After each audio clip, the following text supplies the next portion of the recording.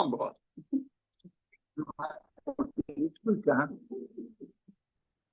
Parce que les responsables, parfois, nous pensons en termes de nous et puis les membres et puis nous.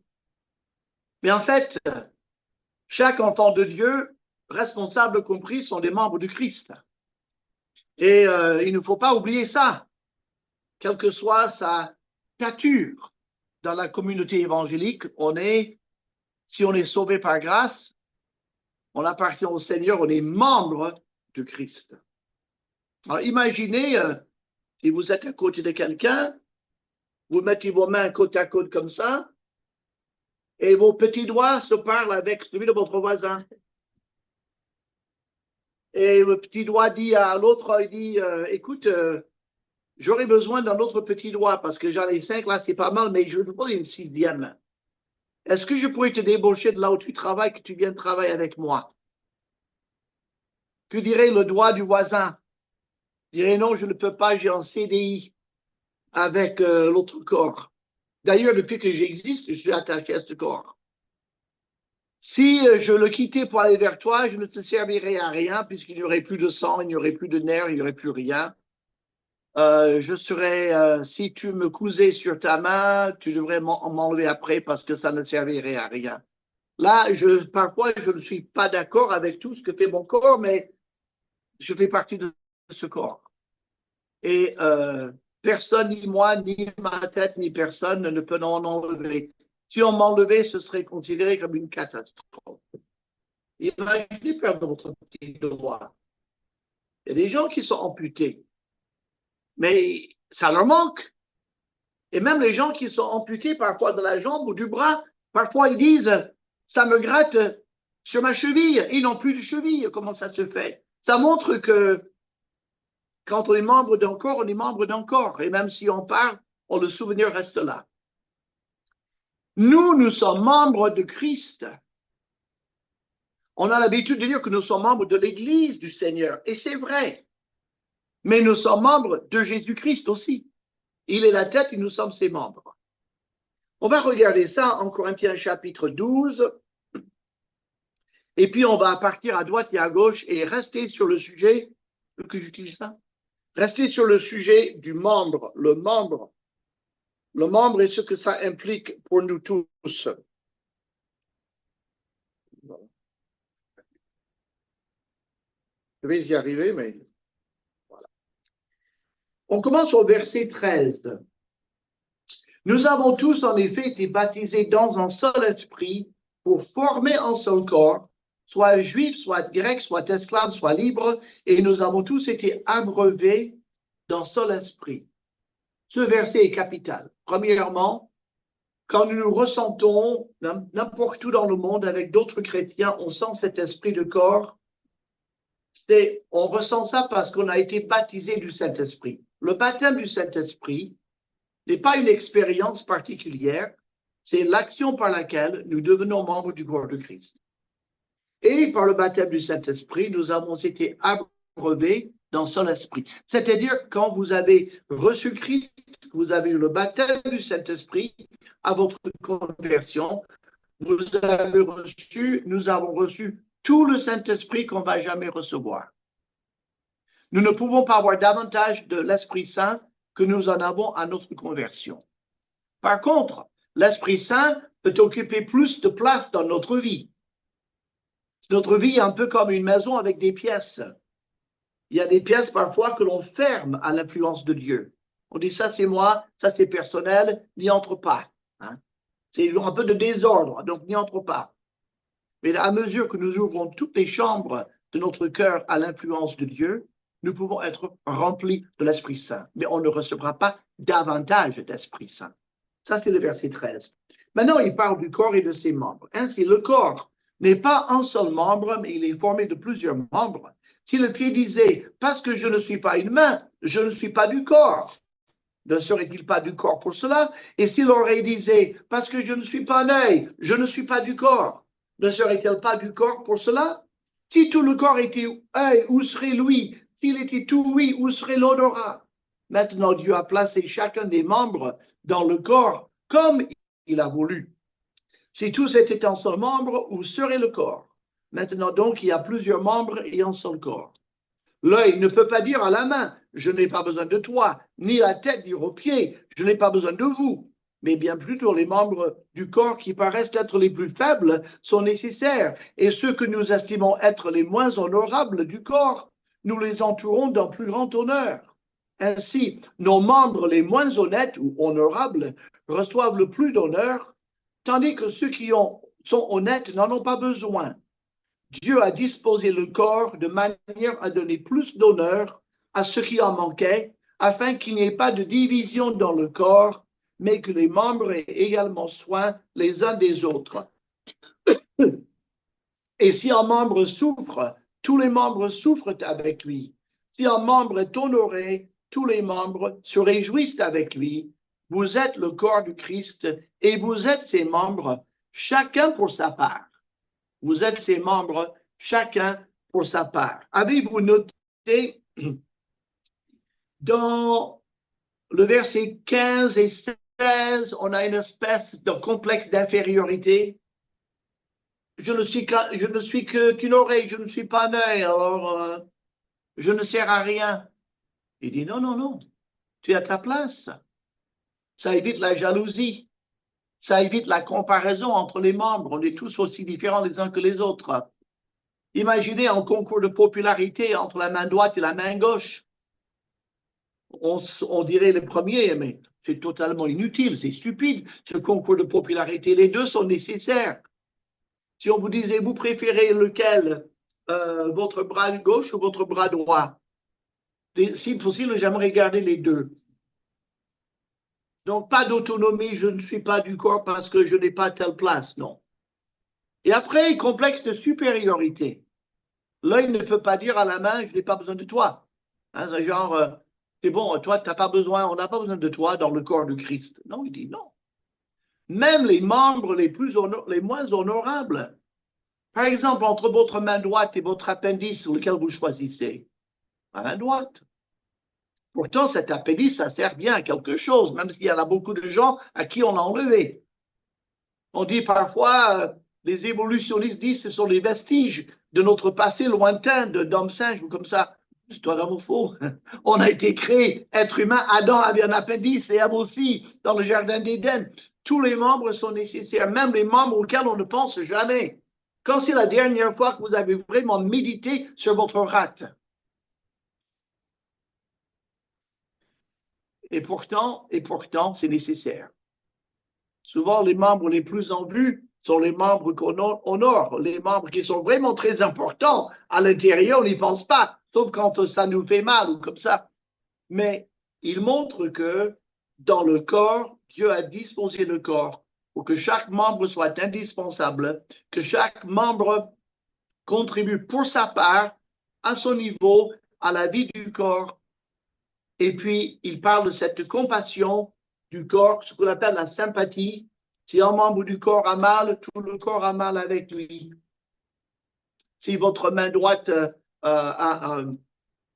si votre main droite est malade et vous fait très mal, genre canal carpien, vous voyez, le restant de votre corps est préoccupé par ce problème. Pourtant, votre main gauche pourrait dire, moi, ça va être égal, hein, tu te débrouilles avec ton problème, c'est ton canal carpien, tu t'en débrouilles.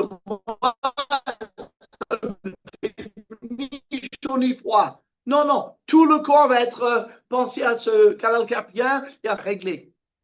Il dit, si un membre souffre, tous les membres souffrent avec lui. Si un membre est honoré, tous les membres sont honorés avec lui. Et donc, c'est beaucoup plus qu'un assemblage de personnes comme nous aujourd'hui. Si quelqu'un passait par là, qu'est-ce qu'ils font là-dedans? Je ne sais pas, c'est une secte, vous savez, hein? Ils font leur culte, ils font leur truc. Hein? C'est un ensemble de gens, je ne sais pas du tout ce qu'ils ensemble. Ils ne se ressemblent pas, ils ne sont pas de même origine ethnique. Certains, ils sont un peu, il y a des vieux, il y a des jeunes. Je ne sais pas du tout ce qui les lie ensemble. Mais s'ils venaient pour écouter ce matin, ils comprendraient que nous sommes liés ensemble par les liens les plus forts. Car les liens qui nous lient ensemble sont des liens qui vont durer pour l'éternité. Alors que nos liens familiaux, etc., ne vont durer que jusqu'à la fin de notre vie. La réalité d'être membre du corps de Christ, c'est une réalité qui a commencé à notre conversion et qui se poursuivra pour l'éternité. Un jour, quand nos familles auront cessé d'exister, nous serons juste tout à fait au début de la vie de la famille de Dieu. Et on va vivre dans cette famille de Dieu pour l'éternité. Et donc, être membre de Christ, c'est peut-être votre plus haute distinction que vous puissiez avoir toute la vie.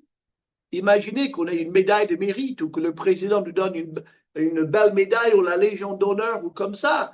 Tout le monde applaudirait, dit « Waouh, quel personnage que tu es devenu !» Mais c'est rien à côté que d'être membre de Christ. Parce que dans 10 millions d'années, on sera toujours membre de Christ. Et notre vie de famille n'aura fait que commencer. Membre de Christ. J'aimerais vous parler un peu de ce sujet sous différentes rubriques, si vous voulez. D'abord, notre identité. Dieu compare les membres de Christ à plusieurs choses. Par exemple, encore l'expression membre de Christ. Verset 15. Ne savez-vous pas que vos corps sont des membres de Christ? Donc ça, c'est mon corps est un membre de Christ.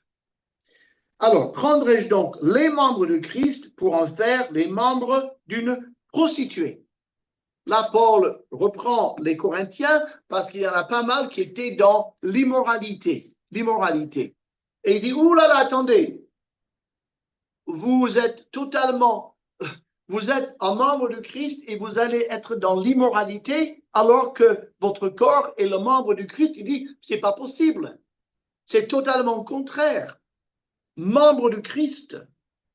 Donc, quand nous pensons, et il y a des tentations pour chacun d'entre nous dans ce domaine de l'immoralité, pensons d'abord, ah non, je suis un membre du Christ. Ce n'est pas compatible. Regardez 2 Corinthiens chapitre 5. 2 Corinthiens chapitre 5.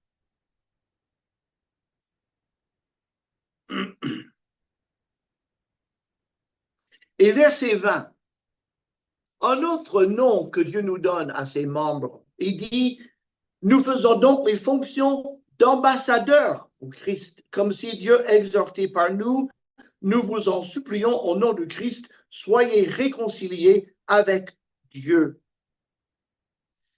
Un ambassadeur d'un pays, comme par exemple l'ambassadeur de la France, au Liban, par exemple, là c'est à l'actualité, l'ambassadeur peut être demandé à être reçu par son homologue ou bien par le président de la République. Il entre, on lui fait des égards, on lui sert peut-être un café, on l'installe confortablement. Monsieur l'ambassadeur, vous avez sollicité un rendez-vous, que voulez-vous dire? Et il va dire, la France se considère que. Et on dit, bah, il est gonflé celui-là. Au nom de quoi se permet-il de parler au nom de moi? 64 millions d'habitants, il parle comme si c'était lui la France. Il en a le droit parce qu'il est l'ambassadeur de notre pays. Nous, quand on évangélise, quand on donne un traité, quand on parle à quelqu'un de notre conversion, quand on invite quelqu'un à venir à l'église, nous avons l'autorité de le faire car Dieu nous a établi ses ambassadeurs. Nous pouvons le faire. Et nous ne le faisons pas à notre nom. On pourrait dire, j'aimerais bien que vous vous convertissiez. Ça n'a pas trop de poids. Mais nous pouvons dire, et Dieu nous autorise à dire, vous savez, Jésus-Christ voudrait que vous veniez à lui. Dieu voudrait vous sauver. Si vous ne recevez pas Christ comme votre sauveur, Dieu n'a pas d'autre choix que de vous envoyer loin de lui en enfer pour l'éternité. Et au nom de quoi vous permettez-vous de me parler comme ça? Au nom de Dieu. Je suis officiellement un ambassadeur de Christ. L'autre autorité dans l'évangélisation. Regardons maintenant 2 Timothée chapitre 2. 2 Timothée chapitre 2. Et le verset 3. Dieu nous appelle aussi, les membres de Christ, des soldats. Alors, en quoi sommes-nous des soldats? Il dit dans le verset 3 et 4, « Souffre avec moi comme un bon soldat de Jésus-Christ. Il n'est pas de soldat qui s'embarrasse des affaires de la vie, s'il veut plaire à celui qui l'a enrôlé. » Imaginez un soldat français, comme on a eu des guerres en France, la première en particulier, au fond d'une tranchée sous une pluie battante pendant des semaines, à marcher dans la boue, à être sali jusqu'à de la tête aux pieds, vivant de presque rien. Mais ça ne me convient pas, je vais chercher un autre patron. Des soldats qui sont au service de la France. Vous savez, dans le langage juridique, le soldat, il est du matériel militaire. C'est pour ça qu'il a le droit de monter dans ses camions, vous savez, avec des bâches.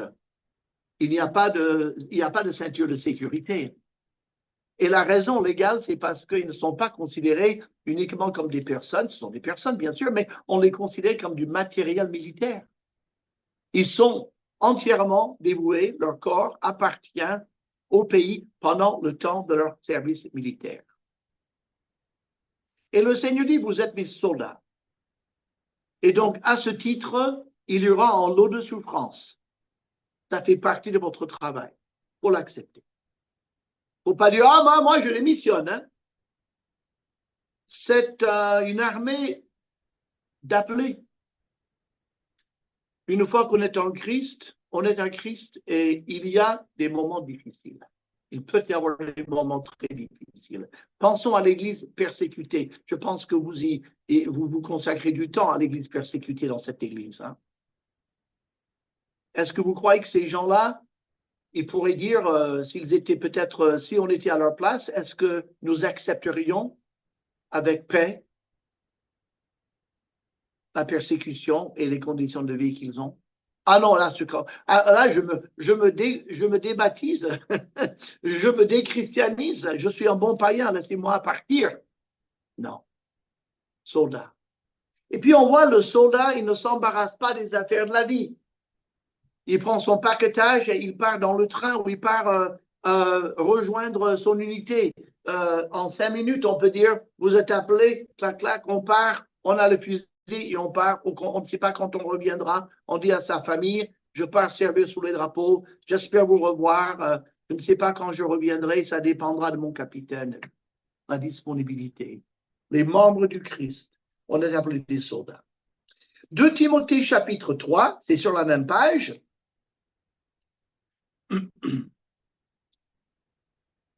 Attendez, non, c'est pas celui-là.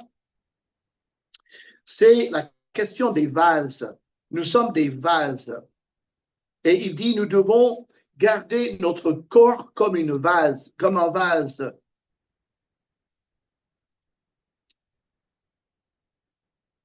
Eh bien, je ne me souviens pas où j'étais. Chapitre 2, verset 20, de quel chapitre? Ah, mais c'est interactif aujourd'hui. C'est bien. En fait, dans ce message, j'ai préparé pour les pasteurs. Alors, je disais, vous savez où la Bible dit, et je commence à citer le verset, il finissait le verset avec moi. Je n'ai même pas cherché les versets. Mais nous sommes considérés comme un vase. Il y a des vases d'un usage vil et des vases d'un usage honorable. Le vase honorable, on le porte avec un peu de vin devant une invitée. Voilà, on vous apporte, venez, asseyez-vous. On a une belle coupe en or avec une boisson délicieuse et c'est servi avec beaucoup de cérémonie.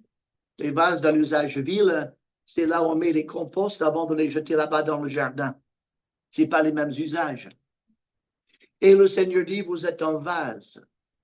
Mais les vases les plus purs, nous les employons pour les tâches honorables.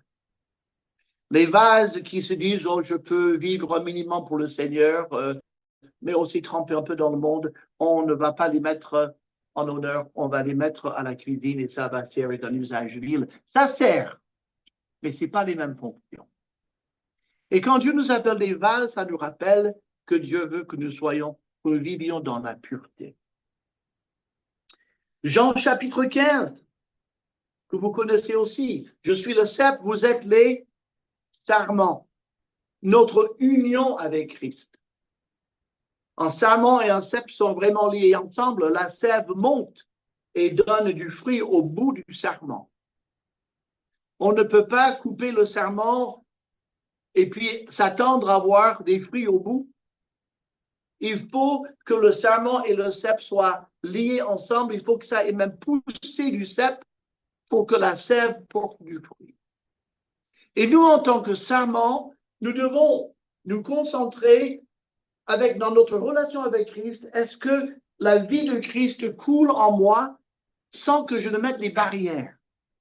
Est-ce qu'il y a quelque chose dans ma vie qui empêche Dieu de m'influencer comme il voudrait le faire?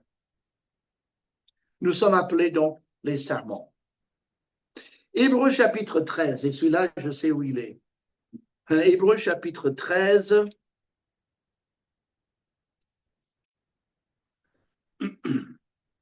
Alors, verset 12. Non, verset 11. Les corps des animaux dont le sang est porté dans le sanctuaire par le souverain sacrificateur pour le péché, les corps sont brûlés hors du camp. C'est pour cela que Jésus aussi, afin de sanctifier le peuple par son propre sang, a souffert hors de la porte. Jésus, effectivement, il est sorti par la porte des brebis et on l'a amené sur le mont Golgotha. Et là, il a été crucifié pour nous, hors de la porte. Mais pour les Juifs, hors de la porte, ça veut dire on te rejette. On ne veut pas de toi. C'était la honte d'être conduit hors de la porte pour mourir. Et il dit, verset 13, sortons donc pour aller à lui hors du camp en portant son opprobre. Le mot église, vous connaissez le mot église, église évangélique. On n'a pas traduit ce mot du grec, on a simplement francisé, c'est-à-dire ecclésia, église, ça passe bien. On a pris le mot grec, on l'a francisé, mais on ne l'a pas traduit. Le mot ecclésia veut dire l'assemblée de ceux qui sont appelés hors d'eux. Et à Athènes, à Sparte, dans ces villes grecques du 1er siècle, le secrétaire de la ville sonnait un instrument et ça voulait dire rassemblement des citoyens de la ville pour une assemblée générale. Et tous les propriétaires, parce que c'était des propriétaires des hommes libres, qui étaient citoyens de la cité, quittaient chez eux. Tous les propriétaires sortaient de leur maison et puis ils allaient vers la place centrale. Ils se mettaient là et le secrétaire de la ville disait, bon, on va faire une assemblée générale, on va voter des lois. Et puis on votait des lois. Et puis ils rentraient chez eux. Ils étaient appelés hors de leur maison pour délibérer sur les affaires de la cité.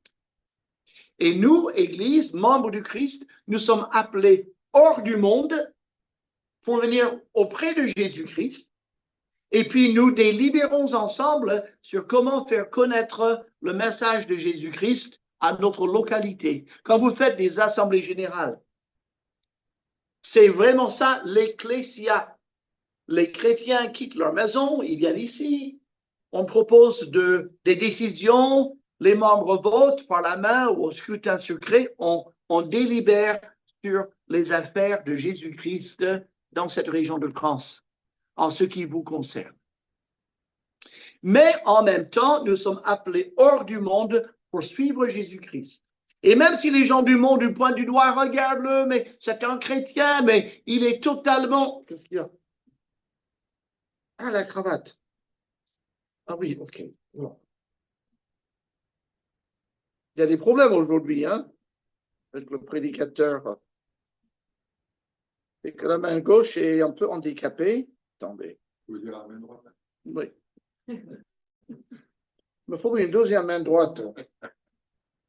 J'ai eu un accident il y a quelques années et j'ai perdu la sensibilité dans la main gauche. Et donc, attendez, maintenant j'ai...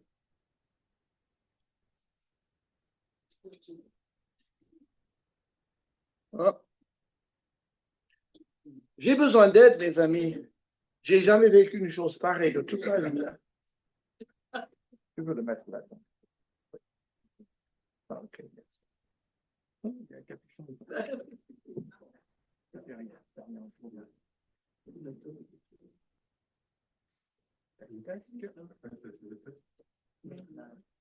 Le capuchon, il sont bons. Je pense que ça devrait aller quand même.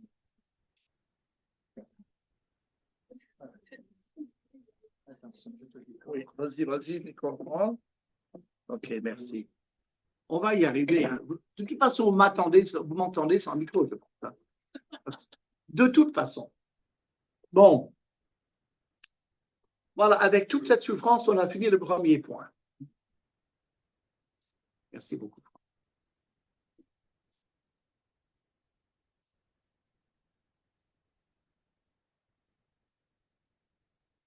Maintenant, regardons 1 Jean chapitre 2. 1 Jean chapitre 2. Nous sommes toujours, malgré les interruptions, dans ce sujet des membres de Christ. Et dans le chapitre 2, j'aimerais qu'on regarde 3 étapes de maturité. Alors, on lit verset 12.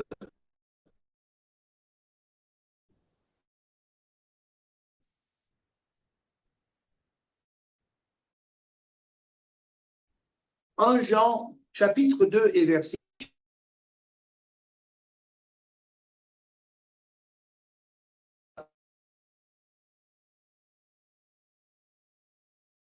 Vous sont pardonnés à cause de son nom. Dès le commencement, je vous écris, je recommence. Je vous ai écrit, Père, parce que vous avez connu celui qui est dès le écrit jeune Jean, et que la parole de Dieu demeure en vous, et que vous avez vaincu le malin. Il y a 3 étapes, n'est-ce pas? Les enfants, les jeunes gens et les pères. 3 étapes à notre maturité. Quand quelqu'un se convertit, l'apôtre Jean, il dit, comme un nouveau-né, il est tout heureux.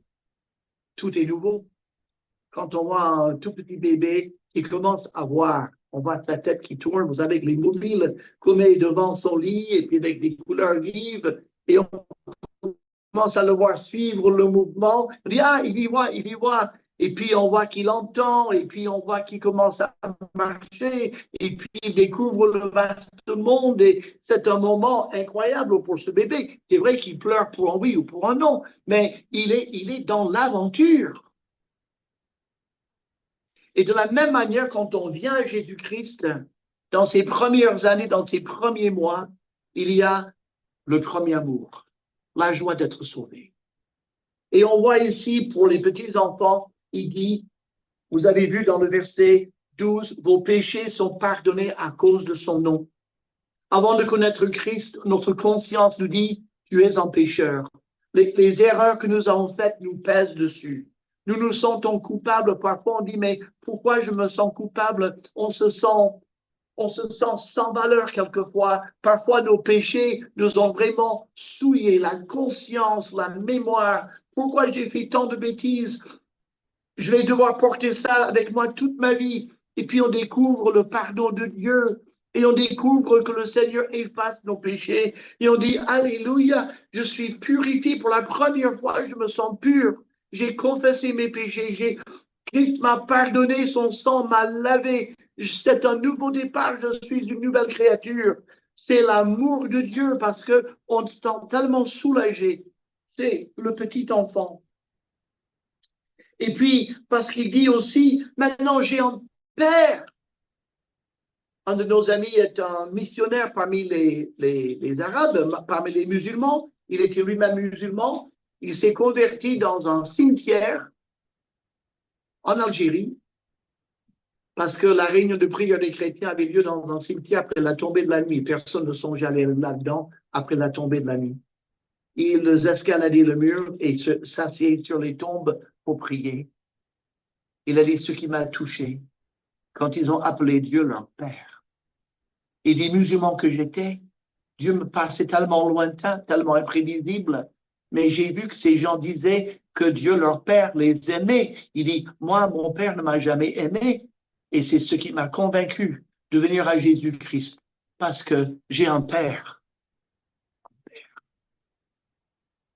La joie du nouveau converti, du petit enfant. Après, on grandit. Le jeune homme, il lit la Bible, il prie, il commence à témoigner, il commence à comprendre. Dieu m'a donné la puissance de son esprit. Je peux témoigner, je peux vivre pour Dieu, je peux dire non à la tentation. Il remporte quelques victoires. Et la Bible dit, jeunes gens, je vous écris parce que vous êtes forts, parce que vous avez vaincu le malin, parce que la parole de Dieu demeure en vous. Ils ont découvert la puissance de la Bible. Ils ont découvert que Dieu est en train de les changer, de les transformer. Et ils sont dans la vitalité de la vie chrétienne, l'étape du jeune homme, des jeunes gens. Et puis, les pères. Et vous avez remarqué, il dit deux fois la même chose au père. Vous avez connu celui qui est dès le commencement.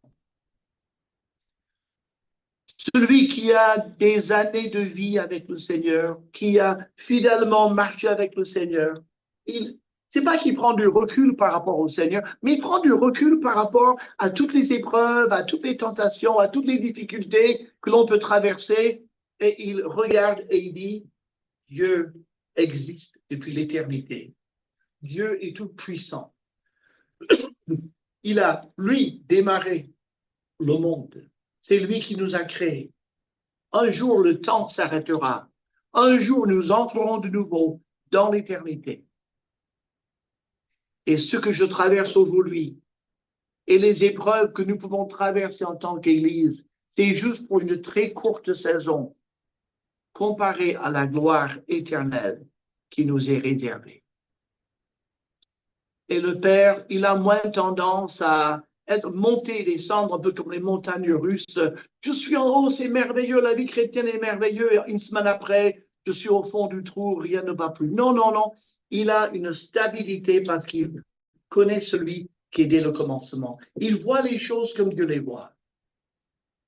Les détails quotidiens deviennent moins importants. Il est déjà dans les temps éternels. 3 étapes de l'enfant de Dieu. Où est-ce que vous en êtes, vous, aujourd'hui? Est-ce que vous êtes le petit enfant qui est dans la joie d'avoir trouvé le salut en Jésus-Christ? Eh bien, toute l'Église doit se réjouir avec vous. Nous ne devons jamais dire, je suis un père, je n'ai plus de joie. Non, il faut garder chaque chose. La joie d'être sauvé, la joie d'être pardonné, et puis le dynamisme de servir Christ, c'est merveilleux, et puis en même temps, cette vue de l'éternité. Les 3 sont nécessaires. Et les 3 sont importants, mais on les voit dans l'Église. Après, nous avons des responsabilités. Des responsabilités. Si nous pouvons revenir à 1 Timothée chapitre 6.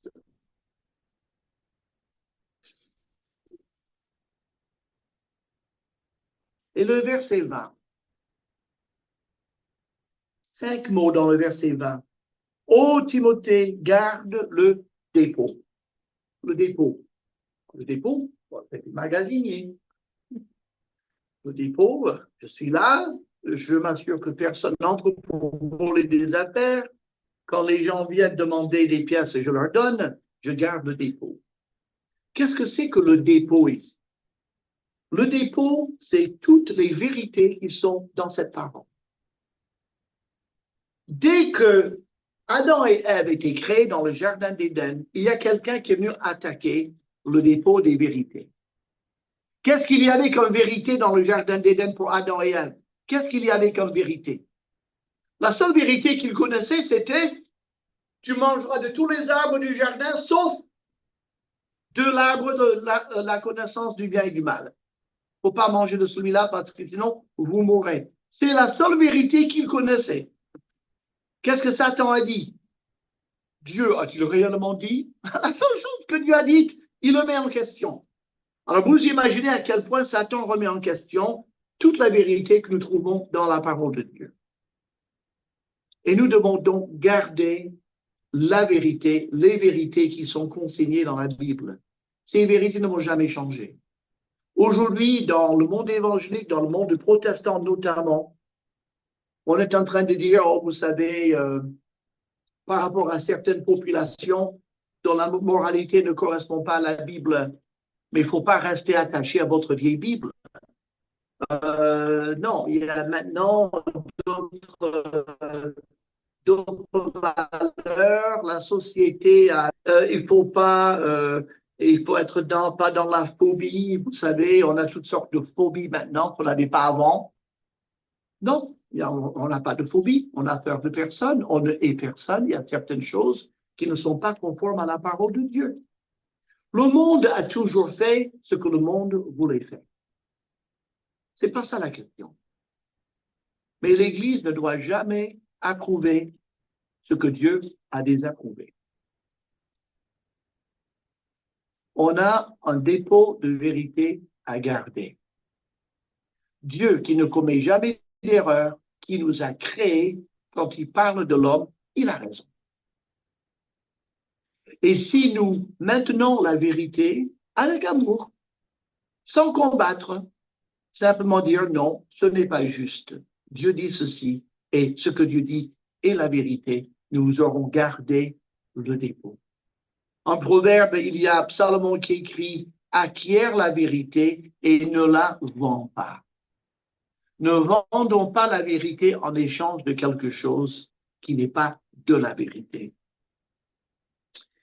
Et puis nous devons nous-mêmes exercer la discipline et le soutien. Regardez en Corinthiens chapitre 11, on l'a lu, on l'a déjà lu ce matin. Donc, avant le repas du Seigneur, mais pas seulement, il dit, examinez-vous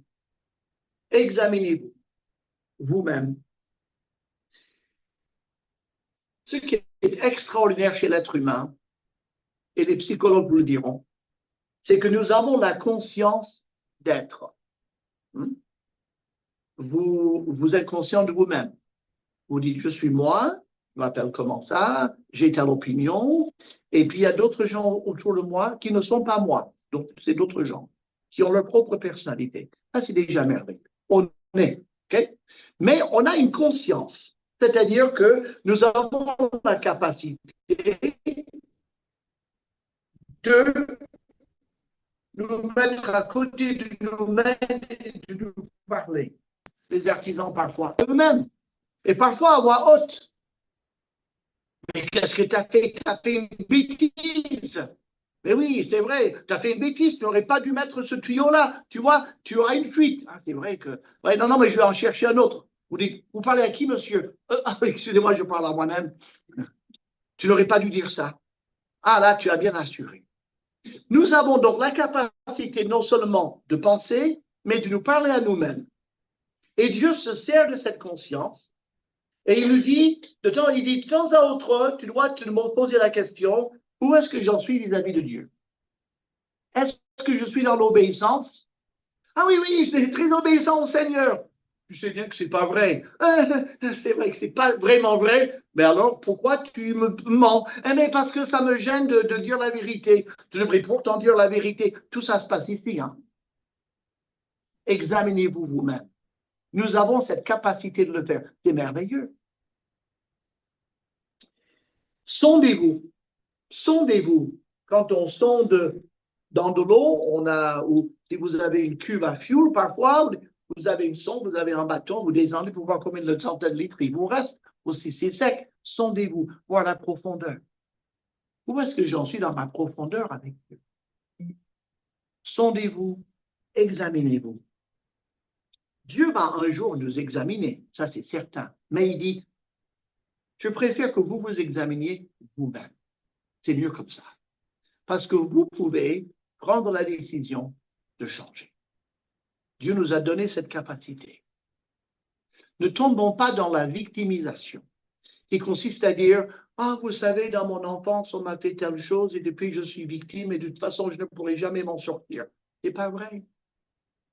Dès que nous nous rendons compte qu'il y a un problème dans notre vie, par la puissance de Dieu et par son Esprit Saint, nous pouvons changer. Si nous ne pouvions pas changer, le Seigneur ne nous demanderait pas de nous sanctifier. Si nous ne pouvions pas croître spirituellement, le Seigneur ne nous aurait pas dit de croître dans la connaissance de Dieu. Je peux m'examiner, je peux me sonder, je peux confesser mon péché, je peux être pardonné. C'est dans nos possibilités à tous, parce que nous avons l'Esprit qui veut nous sanctifier et nous faire grandir. Ça, c'est nos responsabilités. Mais aussi, édifiez-vous en Jude. Regardez ce passage très encourageant. Je vous dis tout de suite, Jude, ce n'est pas une épître très encourageante. Il parle de gens qui ont prétendu être sauvés et qui, à un moment donné, sont partis totalement, ils ont abandonné la foi, ils ne prétendent plus croire en Dieu. Non seulement ça, ils font tout ce qu'ils peuvent pour nuire et détruire l'œuvre de Dieu. Ça s'appelle des apostats. Un apostat, c'est quelqu'un qui semble marcher avec Dieu pendant un certain temps et puis il vire et il ne revient jamais. C'est pas qu'il tombe simplement dans le péché, il nie Jésus-Christ. Il dit Jésus-Christ n'est pas le Fils de Dieu, Jésus-Christ n'est pas le Sauveur, le salut n'existe pas, il nie carrément la vérité. C'est l'apostat. Mais nous, chrétiens, regardez ce qu'il dit verset 20. Pour vous, bien-aimés, vous édifiant vous-même sur votre très sainte foi et priant par le Saint-Esprit. Maintenez-vous dans l'amour de Dieu en attendant la miséricorde de notre Seigneur Jésus-Christ pour la vie éternelle. Et on pourrait continuer juste ces deux versets. Vous édifiant vous-même sur votre très sainte foi. Prends un exemple de la maçonnerie. Votre très sainte foi, c'est la dalle de fondation de votre maison. D'accord? Ça, c'est le fondement de Jésus-Christ, c'est la parole de Dieu. À ce fondement, il ne bouge pas.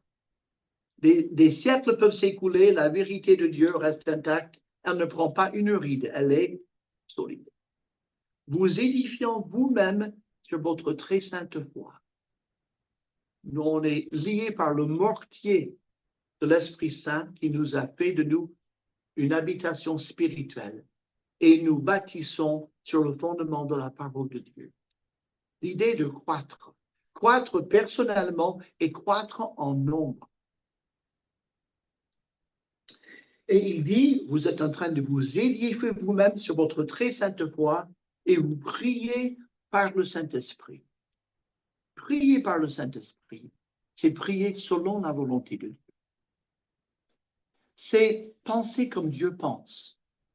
Et vous dites, mais comment Dieu pense-t-il? Je n'ai pas la moindre idée. Si, on sait comment Dieu pense en lisant sa parole.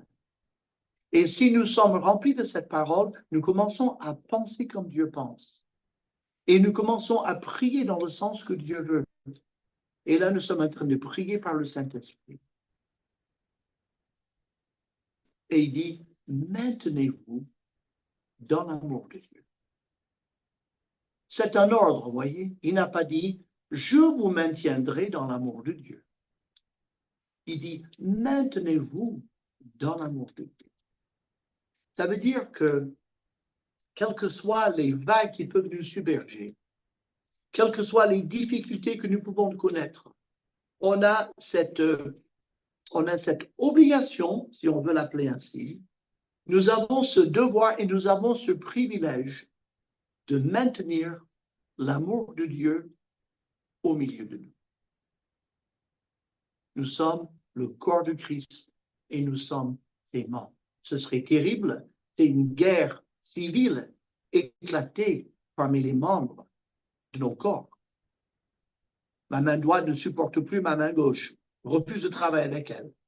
Mon pied droit veut aller dans une direction, mon pied gauche a décidé dans une autre. La guerre civile, on serait paralysé. On nous mettrait dans une chaise avec des liens. Hein. On ne pourrait plus rien faire. Notre corps ne veut plus obéir. Il y a des maladies comme ça. Mais là, c'est le corps de Christ. Maintenez-vous dans l'amour de Dieu. Et puis après, il dit tout ce qu'on doit faire avec les gens qui sont à l'extérieur de nous. Ce sont nos responsabilités. On pourrait continuer longtemps, mais j'aimerais finir par le destin. Le destin, quatre choses. D'abord, en Corinthiens chapitre 3,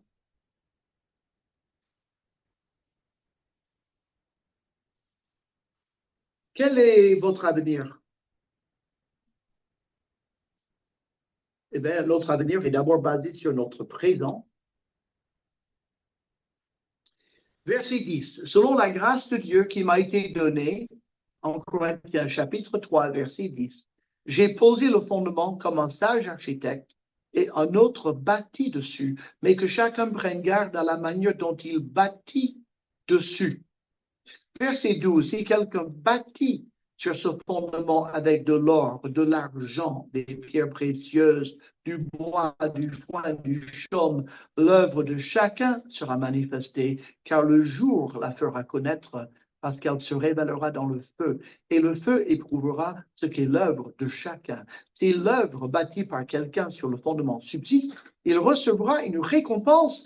Si l'œuvre de quelqu'un est consumée, il perdra sa récompense. Pour lui, il sera sauvé, mais comme au travers. Il s'agit ici du tribunal de Christ. Un jour, tous ceux qui sont à Christ vont être évalués par Jésus-Christ. Aujourd'hui, nous sommes dans la phase de bâtir. Le fondement, c'est notre salut en Jésus-Christ. Tous les jours, nous bâtissons sur ce fondement, qu'on le veuille ou non. Quand nous bâtissons avec l'aide de Dieu dans l'obéissance à Dieu, on met des briques en or, en argent et pierres précieuses.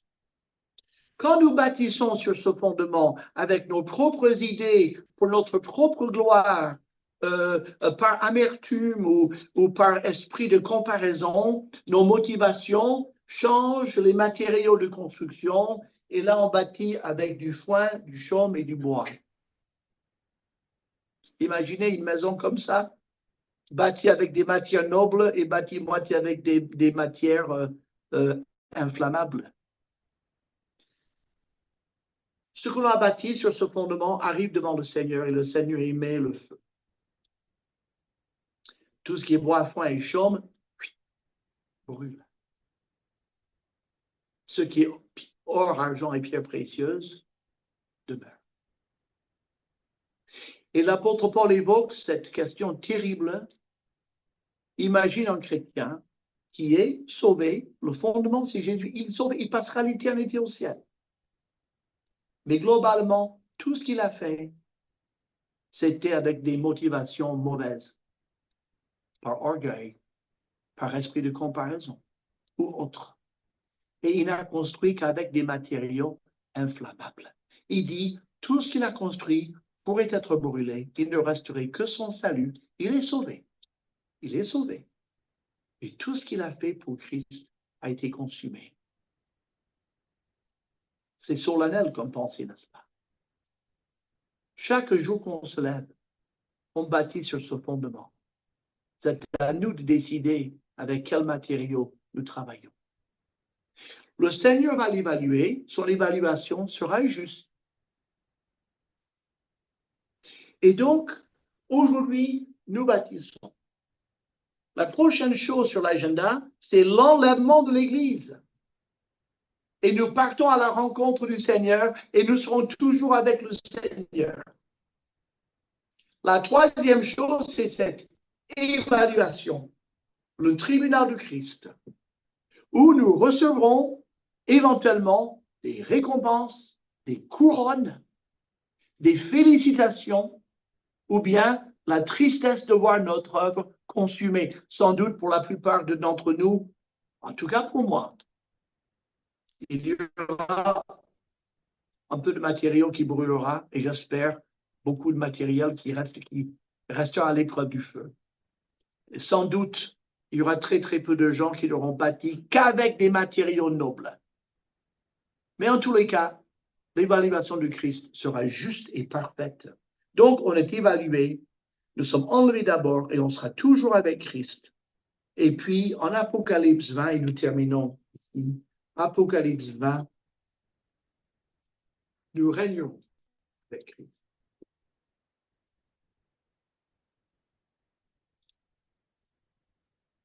Et nous lisons à partir du premier verset, « Puis je vis descendre du ciel un ange, qui avait la clé de l'abîme et une grande chaîne dans sa main. Il saisit le dragon, le serpent ancien, qui est le diable et Satan, et il le lia pour 1000 ans. Il le jeta dans l'abîme, ferma et scella l'entrée au-dessus de lui, afin qu'il ne séduisît plus les nations, jusqu'à ce que les 1000 ans fussent accomplis. Après cela, il faut qu'il soit délié pour un peu de temps. Et je vis des trônes, et à ceux qui s'y assirent fut donné le pouvoir de juger, et je vis les âmes de ceux qui avaient été décapités à cause du témoignage de Jésus et à cause de la parole de Dieu, et de ceux qui n'avaient pas adoré la bête ni son image, et qui n'avaient pas reçu la marque sur leur front et sur leurs mains. Ça, c'est des gens, les martyrs de la tribulation. Cette terrible période de Satan qui vient après l'enlèvement de l'Église. Et ces gens-là, des millions et des millions de gens, seront assassinés parce qu'ils ont refusé d'être loyaux à l'Antichrist. Des millions. Ils revinrent à la vie. Et ils régnèrent avec Christ pendant 1000 ans. Verset 5. Les autres morts, ça c'est les morts qui ne sont pas convertis, ne revinrent point à la vie jusqu'à ce que les 1000 ans fussent accomplis. C'est la première résurrection. Heureux, maintenant vous et moi, heureux et saints ceux qui ont part à la première résurrection. La seconde mort n'a pas de pouvoir sur eux. C'est des gens qui ne vont pas en enfer, qui vont au ciel. Et ils seront sacrificateurs de Dieu et de Christ, et ils régneront avec lui pendant 1000 ans. Voilà comment ça va se terminer. Nous régnerons avec Christ pendant 1000 ans. Quel est notre destin? Souvenez-vous de ces 3 étapes, nos 4 étapes. Aujourd'hui, nous bâtissons sur le fondement, avec les matériaux que nous choisissons. Ensuite, nous sommes enlevés au ciel à l'enlèvement de l'Église pour être toujours avec le Seigneur. Ensuite, le tribunal de Christ, où Dieu va évaluer notre vie pour lui sur la terre. Enfin, nous régnerons avec Christ. Et Dieu essuiera toute larme de nos yeux. Je pense que nous allons pleurer un petit moment au tribunal de Christ. Mais Dieu va essuyer nos larmes. Nos mauvaises œuvres seront consumées, elles ne seront pas là pour nous hanter, et nous allons partager la joie d'être avec le Seigneur pour l'éternité. Tout ça parce que nous sommes membres du Christ. Frères et sœurs, que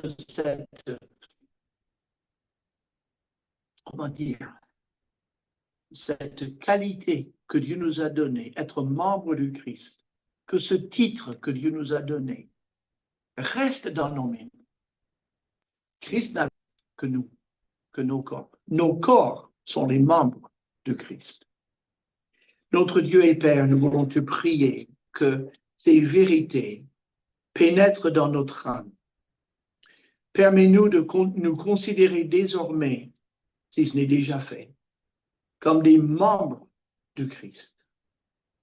Que cette vérité influence notre manière de vivre, d'être, de parler, d'agir. Permets-nous de bâtir sur le fondement de Jésus-Christ avec des matériaux nobles qui résisteront au feu de ton évaluation. Merci pour le glorieux héritage, l'avenir merveilleux que tu nous réserves. Et nous prions que malgré les difficultés et les interruptions d'aujourd'hui, que ces vérités pénètrent dans nos cœurs. Nous croyons que ce sera le cas, car tu es là pour nous enseigner. En Jésus-Christ. Amen.